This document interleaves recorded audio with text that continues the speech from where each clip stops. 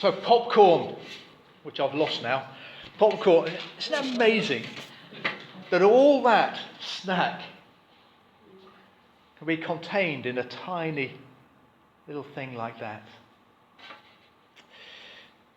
What is it that we celebrate at Christmas? We celebrate the birth of Jesus. And that sounds simple, doesn't it? That religions all around the world have holy days and special days, and they celebrate the birth of various different people. We're doing so much more than that. There is something much deeper, much more profound than simply celebrating the birth of somebody very special to us. Think about who Jesus really is. John chapter 1 tells us it was Jesus who created all things. Without him, nothing has been made that has been made. Anybody ever asked you that question? If God made everything, who made God? This is the verse that you go to. God made everything that has been made. Jesus wasn't made. God wasn't made. He just existed. Nobody made him. But here's something incredible, isn't it? All those other people that the different religions or whatever celebrate, can any of them say that the birth of the one that we celebrate on that day made everything? Everything in this universe Jesus made just by speaking it into being.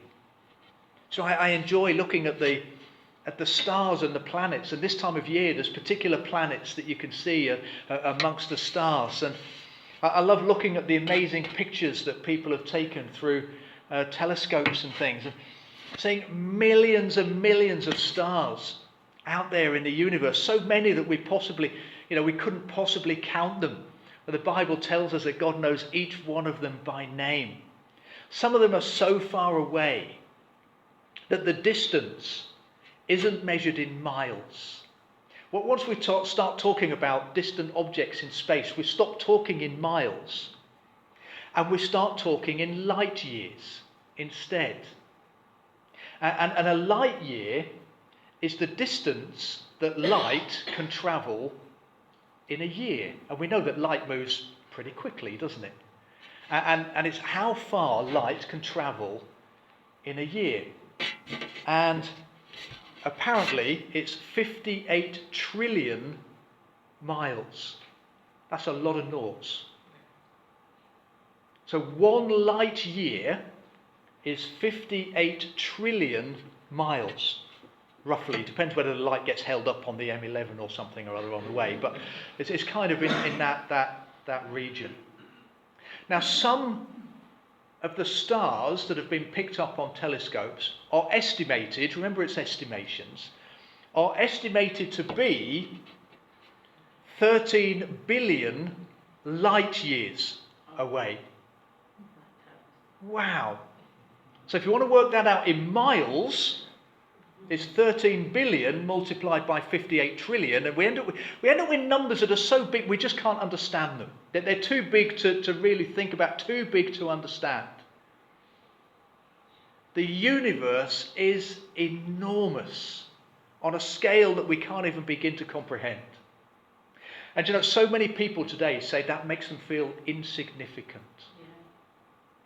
And if we read the opening chapters of Genesis, we realise, no, it shouldn't make us feel insignificant, because God made all of that for you. You are not insignificant. You are amazing. God put those stars in the sky so that you would look up at them and get joy. God made beautiful sunsets. I've seen some of the sunsets we've had recently, some of the rainbow sunsets that people have been photographing, and some people have been photographing rainbow sunrises. That's far too early in the morning. But the rainbow sunsets that people have seen are absolutely gorgeous. Why does God make those things happen? Just to give you pleasure. The fact the universe is so enormous should make us feel incredibly significant, not insignificant, because God made it all for us. The universe was not complete. It wasn't very good until God had made the first people and put them in the Garden of Eden. Only then was the universe perfect, because it was fulfilling its purpose. So try and get your head around the sheer size, the magnitude of the universe, and remind yourself that Jesus made all of that just by speaking. He spoke it into being. Billions of stars across all those light years. He made every one. How awesome is a God who can do that? How awesome is God the Son, which John chapter 1 tells it was God the Son who made all of that. How powerful is he that he can create an entire universe just by speaking? And just everything in the universe is made from atoms. Tiny, tiny, tiny particles that are so small we can't see them with the naked eye. That are the building blocks for everything across this entire magnificent universe. Well, God the Son put every single atom in place to build this enormous universe. It's mind-blowing that that's even possible. And God did all that. And if our head isn't buzzing already at how amazing God is and how amazing God the Son is to have done all that, the power and the great size of a God who did all of that condensed himself down, all the way down, to be a tiny cell inside the Virgin Mary, so that he could be born as a baby human, one of us. Isn't that amazing? The power that created billions of stars made himself tiny, tiny, tiny, so small we wouldn't even be able to see him.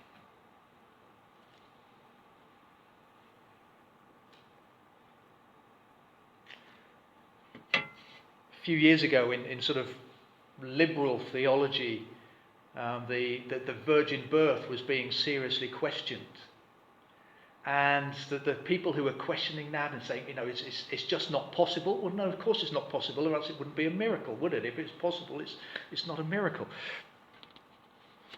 A miracle is something which is contrary to the laws of physics. But if Jesus had been born as a natural child of Joseph and Mary, he would have been born with inherent sinfulness. The sinfulness handed down all the way from Adam and Eve, all the way down for each one of us. He had to be perfect, which meant breaking out of the whole bloodline, the whole DNA flow from Adam and Eve all the way through to us. He had to break out of that. No, it had to be God coming in the form of a human. The virgin birth is fundamental to the whole salvation plan and the whole gospel message.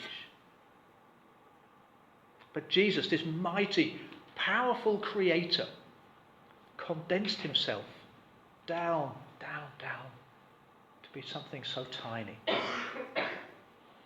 It's like that popcorn. How did all of that popcorn come out of a little tiny seed? Well, how did all the power that created the universe condense itself down to be something so tiny? Reading some things this week as I was looking into this, looking at the size of a baby, and I read that at 1 month, unborn baby is the size of a grain of rice. Look at that. You probably can't even see that in my hand from where you are now. If that is the size of a baby at 1 month inside mum, imagine how tiny it is at conception. So small that we wouldn't even be able to see. all the power and the might of the universe condensed himself down to something smaller than a single grain of rice. Physically, totally dependent upon Mary. When Mary was told that she was the one who was going to carry this special child, she praises God in these well-known words that are known as the Magnificat. My soul glorifies the Lord. That's what our NIV translation that we use here says. Other translations, perhaps more accurately, say, my soul magnifies the Lord. I think what we mean by the word magnify, literally it means to make bigger. But really, what it does is allow us to see something as it really is. You don't actually make something bigger when you magnify it. You're able to see it much closer. You're able to see it in a way that allows you to see as it really is. Those incredible telescopes that produce some of the beautiful pictures of the skies for us. They don't make those stars bigger. The stars are still exactly the same size as they already were, but they allow us to see them much more closely. They allow us to see them as they really are. And this word used here, translated as magnify, is only used twice in the New Testament. It's used here where Mary uses it, my soul magnifies the Lord. The other place that it's used is in the book of Acts, when the Gentiles start speaking in tongues. And it's said there that they magnified the Lord by speaking in tongues. Well, what did they do? Did they make God bigger by speaking in tongues? Not at all. They allowed us to see who God really was. By Gentiles speaking in tongues, it allowed us to see that God is a God who saves Gentiles. God is a God who longs to save people, even if they're not from the Jewish line. He's a God who wants to save people all around the world. By speaking in tongues, they showed us that is who God is. They allowed us to see him a little bit more clearly. They magnified God. Mary, by singing God's praise, she wants to magnify God. She wants to make him known. She wants us now, 2,000 years later, to see her words and know, here is God. Isn't he amazing? Isn't it wonderful that the God who created everything is making himself smaller than a grain of rice to be born as a human, to show us what he is really like? Isn't it amazing that God is the God who wants to bring salvation to every nation all around the world? My soul wants to make God known. I want to make it known that God has done this amazing thing for me and is going to be born as a baby. That tiny baby was still fully and completely God. Yes, fully human, but fully God.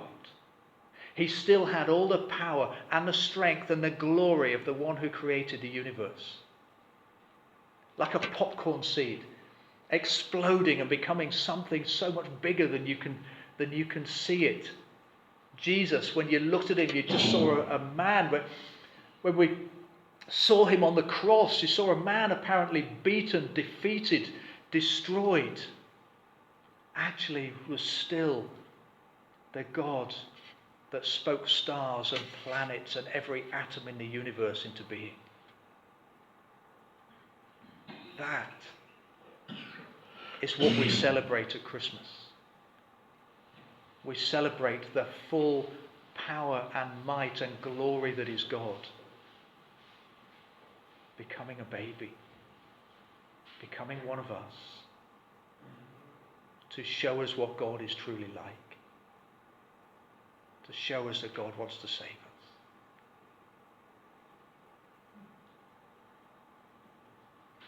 So when it comes to Christmas,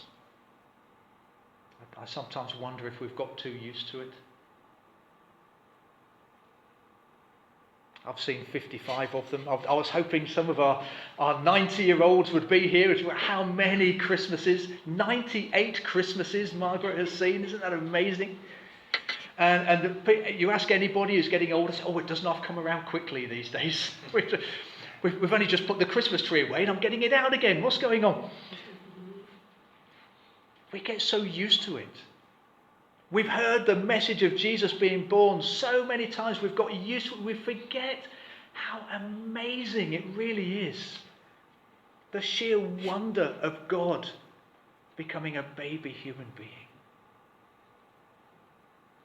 And we get so caught up in Christmas trees and presents and cooking the biggest feast of the year. And in case you're looking at me and wondering, do I get caught up in cooking the biggest feast of the year? No. Absolutely not in any way whatsoever. It wouldn't be that exciting if I cooked it. But we might need that fire extinguisher. But we get so sidetracked by everything around Christmas and by its familiarity. We can forget just how amazing it really is. God came close to us. He magnified himself. He showed us who he really is.